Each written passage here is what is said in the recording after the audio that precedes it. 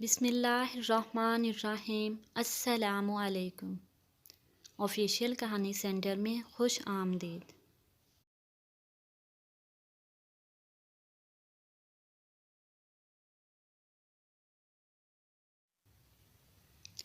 آج بھی میری بیوی نے مجھے 1,00,000 روپے دیے اور کہا کہ میں یہ پاکستان بھیج دوں اپنے گھر والوں کے پاس۔ اس کی سخاوت پر میں ہمیشہ حیران رہ جاتا تھا کہ وہ مجھے بنا کسی کام کے لیے لاکھوں روپے دے دیتی ہے اور کہتی ہے اپنے گھر بھیج دو۔ میں اپنی بیوی سے بہت خوش تھا کیونکہ بنا کسی کام کے اور بنا محنت کے ہی میں لاکھوں میں کھیل رہا تھا۔ میں نہیں جانتا تھا کہ جس دن مجھے پتہ چلے گا کہ اس مہربانی کے پیچھے کیا وجہ ہے تو میرے قدموں تلے سے زمین ہی نکل جائے گی۔ میں نے 1,00,000 روپے لیے اور فوراً ہی بینک کی طرف روانہ ہو گیا۔ میرے گھر والے بھی بہت خوش تھے کیونکہ انہیں ہر مہینے ایک بڑی رقم مل جاتی تھی۔ میں جب بھی پاکستان واپس جانے کی بات کرتا تو میری ماں، جو کہ میری سگی ماں نہیں تھی، مجھے صاف منع کر دیتی اور کہتی کہ پاکستان آ کر کیا کرو گے؟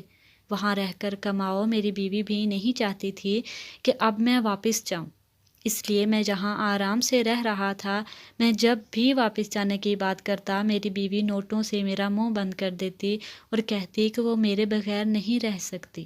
وہ مجھ سے عمر میں 20 سال بڑی تھی۔ 8 ماہ پہلے پاکستان سے ملازمت کے سلسلے میں دبئی آیا تھا، جہاں آ کر مجھے کوئی صحیح کام نہیں مل رہا تھا، اور جس دن میں نے واپس جانے کا ارادہ کیا تو اچانک ہی سڑک پر ایک عورت کی گاڑی سے ٹکرا گیا جو اب میری بیوی تھی، اور وہیں سے میری قسمت پلٹ گئی۔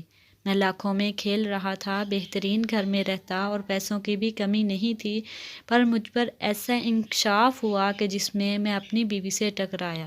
اس نے مجھے پوچھا کہ کیا بات ہے، میں پریشان ہوں۔ جب میری پریشانی کی وجہ پوچھی تو میں نے اسے بتایا کہ مجھے پیسوں کا مسئلہ ہے۔ اس نے کہا کہ میں اکیلی ہوں، مجھ سے شادی کر لو، میں تمہارا سارا خرچہ اٹھاؤں گی۔ اور پھر میں نے بنا سوچے سمجھے فوراً اس سے شادی کر لی، اور یوں مجھے ہر مہینے گھر بھیجنے کے لیے 1,00,000 روپے دے دیا کرتی۔ میں کبھی کبھی بہت حیران ہوتا کہ وہ مجھ سے کوئی کام نہیں کرواتی۔ میں سارا دن گھر میں رہتا اور خود کام کرتی، کبھی کچھ نہیں کہتی بلکہ میری خدمت کرتی، اور رات ہوتے ہی مجھے بستر پر دودھ تک لا کر دیتی۔ اپنی قسمت پر حیران ہونے کے ساتھ ساتھ میں بہت خوش تھا۔ سارا دن گھر میں رہنے کی وجہ سے مجھے بھوک کم ہی لگتی تھی۔ کچھ دن پہلے وہ رات کو میرے دودھ کا گلاس لے کر آئی تو میں نے اسے پینے سے منع کر دیا کیونکہ میرا پیٹ بھرا ہوا تھا، لیکن وہ ضد کرنے لگی کہ مجھے دودھ پینا پڑے گا، اور جب تک میں نے پورا گلاس ختم نہ کر لیا وہ میرے سر پہ کھڑی رہی۔ تھوڑی دیر میں ہی مجھے نیند آنے لگی۔ اگلے دن بھی اس نے ایسا ہی کیا۔ میرے لاکھ انکار کے باوجود وہ مجھے دودھ پلا کر ہی مانی۔ میری سمجھ بھی نہیں آتا تھا کہ وہ کیوں زبردستی کر رہی ہے۔ میری بیوی عمر میں مجھ سے 20 سال بڑی تھی، لیکن مجھے اس کی عمر سے کوئی مسئلہ نہیں تھا۔ وہ بھی بنا کسی کام کے مجھے اتنا پیسہ دے رہی تھی کہ مجھے تو اس کی عمر اور اس کے سفید بال بھی نظر آنا بند ہو گئے تھے۔ رات ہوتے ہی وہ آج بھی دودھ کا گلاس پکڑ کر میرے سامنے کھڑی تھی۔ مجھے نہیں پینا یار، روز روز پی پی کر میرا جی متلانے لگا ہے۔ میں آج بالکل بھی دودھ پینے کے موڈ میں نہیں تھا، لیکن یہ ایک دفعہ پھر اپنی ضد پر اڑ گئی۔ میں نے کہا ٹھیک ہے، جہاں رکھ دو، میں پی لیتا ہوں۔ وہ مجھے گھورنے لگی۔ میں نے اسے یقین دلایا کہ میری جان، میں پی لوں گا، تم پریشان نہ ہو۔ وہ جیسے ہی دودھ رکھ کر کمرے سے نکلی، میں نے فٹافٹ سے سارا دودھ باتھ روم میں بہا دیا اور واپس اپنی جگہ پر آ کر لیٹ گیا۔ مجھے جاننا تھا کہ وہ دودھ پلانے پہ اتنا زور کیوں دیتی ہے۔ تھوڑی دیر کے بعد جب وہ کمرے میں آئی تو آتے ہی اس نے دودھ کا خالی گلاس ٹھیک کیا۔ میں نے آنکھیں بند کیے سونے کی بھرپور ایکٹنگ کر رہا تھا۔ اس نے ایک نظر مجھ پر ڈالی اور بستر پر آ کر بیٹھ گئی۔ کچھ دیر کے بعد اس نے جو کیا میرے لیے ایک دم غیر یقینی تھا۔ میری روح تک لرز اٹھی جب اس نے ہم 2 بھائی اور 8 بہنیں تھیں۔ میری ماں کے سر پر بیٹیوں کی شادی کی فکر سوار تھی۔ ہم کرائے کے گھر پر رہتے تھے اور گھر میں بہت تنگی تھی۔ ایک دن ہماری جاننے والی ایک آدمی نے کہا اماں کو کہ وہ مجھے باہر بھیج دے تو اچھی آمدنی ہو جائے گی اور ہمارے مسئلے حل ہو جائیں گے۔ اس نے اماں سے 1,00,000 روپے لیے اور میرے دبئی جانے کی ساری کارروائی کی۔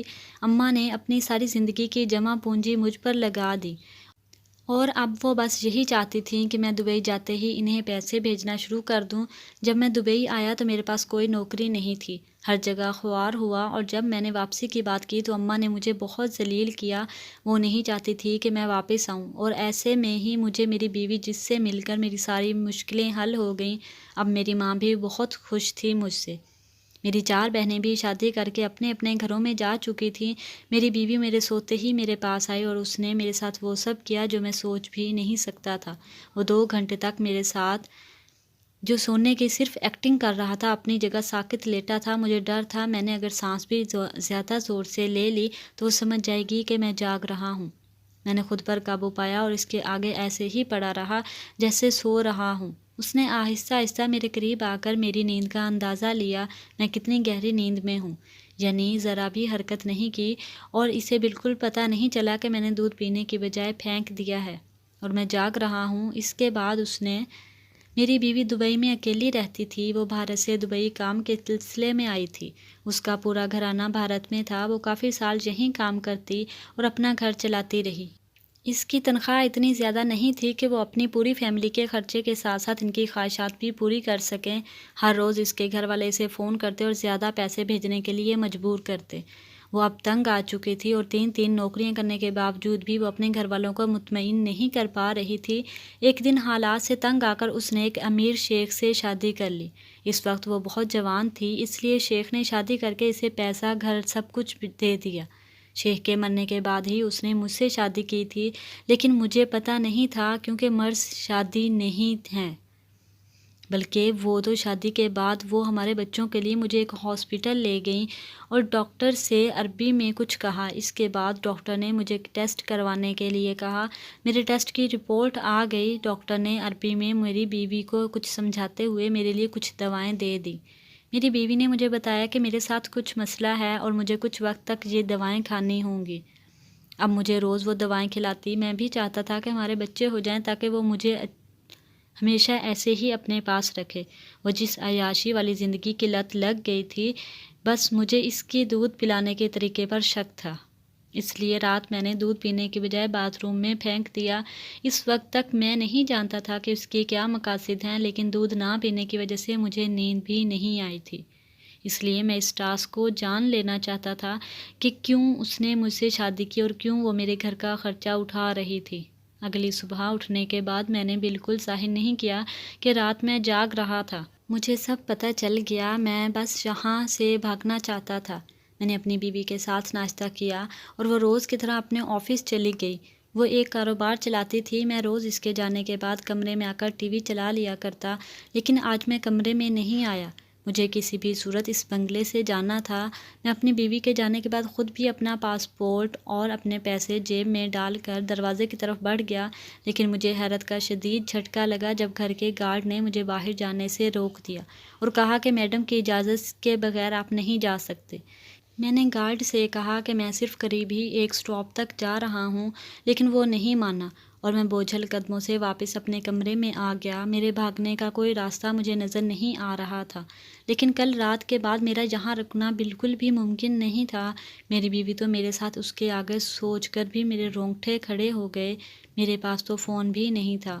میں گھر بھی اپنی بیوی کے سامنے اس کے فون سے فون کیا کرتا تھا۔ پریشانی کے عالم میں شام ہو گئی، لیکن مجھے ایسا کچھ سمجھ نہیں آیا کہ جس کے ذریعے سے میں یہاں سے بھاگ سکوں۔ شام ہو گئی تھی۔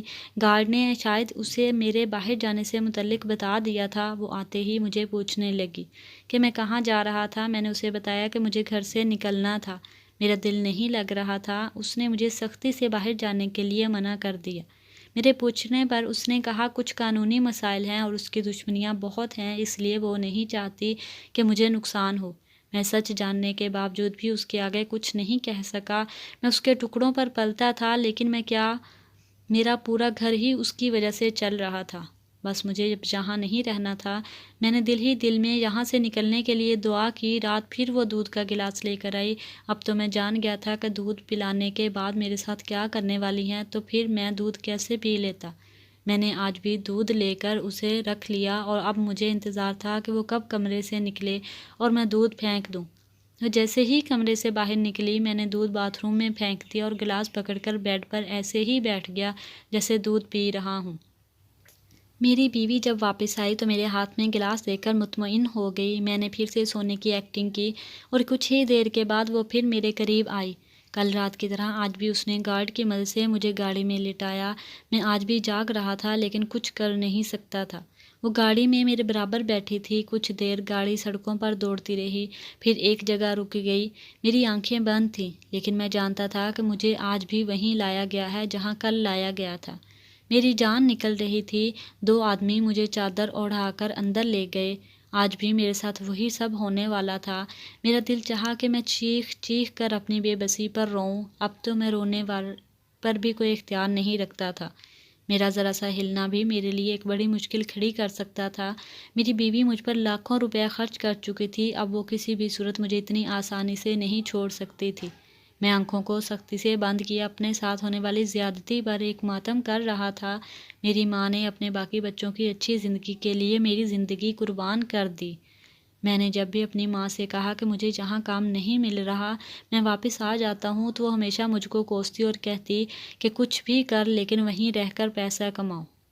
اور جب شادی کے بعد میں نے اپنی ماں کو ہر مہینے لاکھ روپے بھیجا تو اس نے تب بھی مجھ سے نہیں پوچھا کہ یہ پیسہ کہاں سے آتا ہے۔ آج اپنے گھر والوں کی ضروریات کو پورا کرنے کے لیے میں اس غیر ملک میں اس طرح سے پڑا ہوا تھا کہ میرے ساتھ میری بیوی وہ کچھ کر رہی تھی جو کوئی اپنے دشمن کے ساتھ بھی نہیں کرتا۔ رات کے وہ 2 گھنٹے میری زندگی کا سب سے مشکل وقت تھا۔ اسے 2.5 گھنٹے کے بعد مجھے پھر واپس گاڑی میں ڈال دیا گیا اور ہم پھر ایک دفعہ گھر آ گئے۔ آج بھی پیسے بھیجنے کا دن تھا اور اس دن میں مہینے میں 1 دفعہ اپنی ماں کو فون کرتا تھا۔ آج جب میں نے اسے فون کیا تو میری بیوی میرے ساتھ نہیں تھی۔ اس وقت مجھے فون دے کے کمرے سے نکل جایا کرتی تھی۔ میرا دل چاہا کہ آج میں اپنی ماں کے آگے پھوٹ پھوٹ کر رو دوں اور انہیں اپنی زندگی کی حقیقت سے آگاہ کر دوں، لیکن فون اٹھاتے ہی میری ماں نے پہلے پیسوں کا پوچھا اور پھر مزید پیسے بھیجنے کا تقاضا کرنے لگی۔ میری 5ویں بہن کی شادی سر پر تھی اور وہ بہت دھوم دھام سے شادی کرنا چاہ رہی تھی۔ میری ماں کے اپنے مسئلے اتنے تھے کہ میں کچھ کہہ ہی نہیں سکا اور وہ بس سرسری سا میرا پوچھ کر فون رکھ چکی تھی۔ میں سرد آہ بھر کر اپنے ساتھ ہونے والے ظلم کو سوچنے لگا۔ آج جب دودھ کا گلاس میرے سامنے آیا تو میں نے اپنی بیوی کو اپنے پاس بٹھایا اور کہا کہ مجھ سے ایک وعدہ کرو، اگر مجھے کچھ بھی ہو جائے تو تم میرے گھر والوں کو باقاعدگی سے پیسے بھیجتی رہو گے۔ میری ماں بہنیں ہر مہینے پیسوں کا انتظار کرتی ہیں تو میری طرف سے یہ ذمہ داری اٹھا لینا۔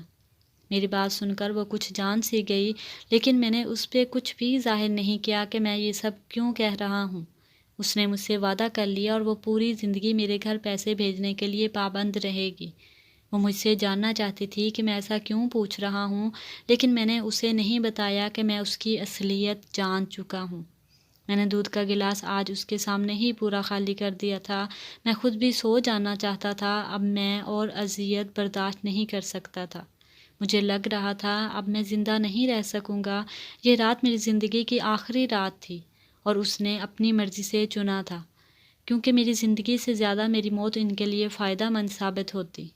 اماں بھائی کا فون آ رہا تھا۔ وہ فون لے کر اماں کے کمرے کی طرف بھاگ گئی۔ اماں بھائی سے کہہ دو کہ اگر میری شادی کے لیے زیادہ رقم نہیں بھیج سکتے تو ہم سے بات کرنے کی بھی ضرورت نہیں ہے۔ میں نے اماں کو فون اٹھانے سے پہلے ہی اپنی بات کہہ دی۔ اماں نے جیسے ہی فون اٹھایا تو آگے سے کسی نے اماں کو بھائی کے مرنے کی خبر سنائی اور ساتھ ہی بتایا کہ اب ہر مہینے لوگوں کو 1 لاکھ کی بجائے 2 لاکھ روپے ملیں گے۔ اماں کافی دیر روتی رہی اور پھر انہیں صبر آ گیا۔ ایک بچے کو قربان کر کے وہ اپنے 9 بچوں کی زندگیاں بسا چکی تھی۔ اماں نے آنسو پونچھ دیے۔ بھائی کے مرنے کے بعد بھی ہمیں مستقل 2 لاکھ روپے ماہانہ ملتے رہے۔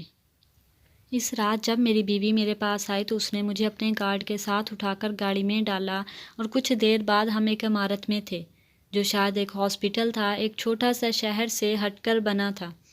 میری بیوی مجھے اولاد کے لیے علاج کے غرض سے اسی ہاسپٹل لائی تھی۔ جہاں مجھ پر یہ انکشاف ہوا کہ میرا کچھ دنوں بعد آپریشن ہونے والا ہے۔ اتفاق سے ایک ڈاکٹر اردو میں بات کر رہا تھا جو مجھے سمجھ آ رہی تھی۔ مجھے پچھلے کچھ دنوں سے یہاں روز لایا جاتا اور میرے مختلف ٹیسٹ ہوتے رہے۔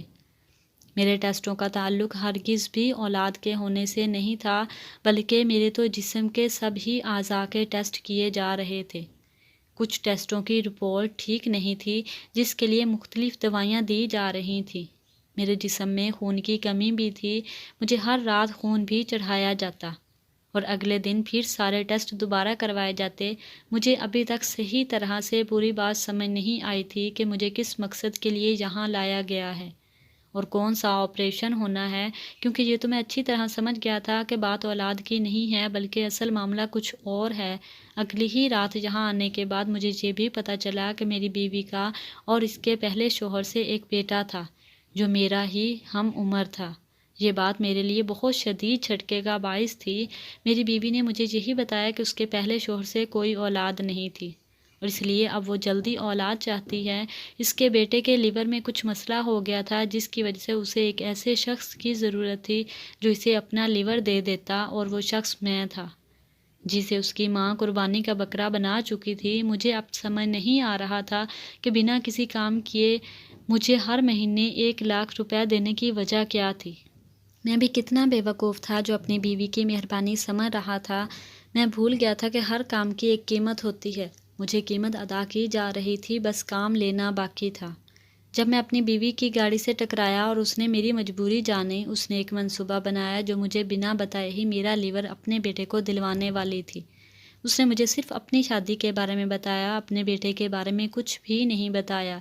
شادی کے بعد وہ مجھے اولاد کا کہہ کر ڈاکٹر کے پاس اس لیے لے کر گئی تھی تاکہ میرا ٹھیک طرح سے چیک اپ کروا سکے۔ مجھے عربی نہیں آتی تھی، اس لیے اس نے بات کا فائدہ اٹھایا۔ اب جب کہ میری ساری رپورٹس آپریشن کے لیے بالکل ٹھیک آ گئی تھیں تو کسی بھی دن میرا آپریشن کیا جانا تھا۔ میری بیوی یہ سب غیر قانونی طریقے سے کر رہی تھی، اس لیے رات کے اندھیرے میں مجھے بے ہوشی کی حالت میں ہاسپٹل لایا جاتا۔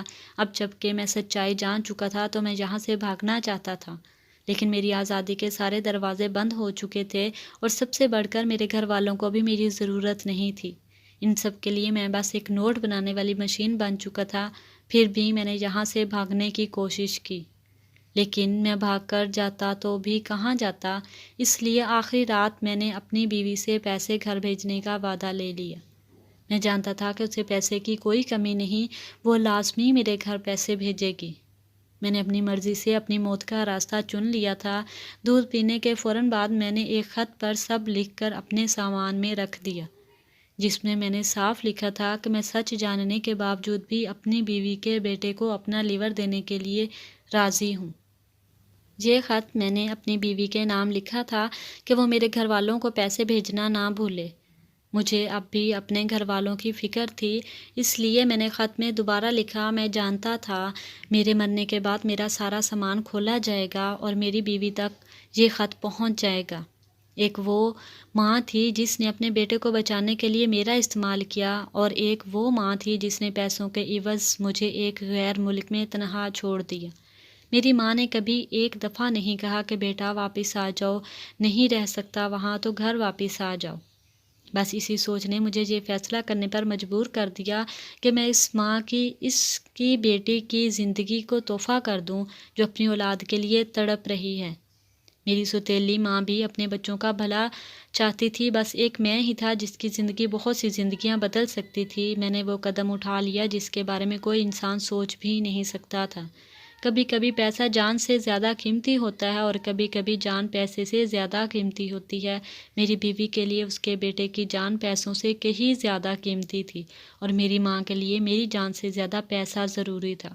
سب کی اپنی مجبوریاں تھیں اور پھر اس آپریشن کے بعد ایک زندگی ختم ہوئی تو دوسری زندگی اگر آپ کو میری یہ کہانی اچھی لگی تو اسے لائک کریں۔ مزید ایسی دلچسپ کہانیوں کے لیے آفیشیل کہانی سینٹر چینل کو سبسکرائب کریں۔ ملتے ہیں نیکسٹ ویڈیو میں، تب تک کے لیے اللہ حافظ۔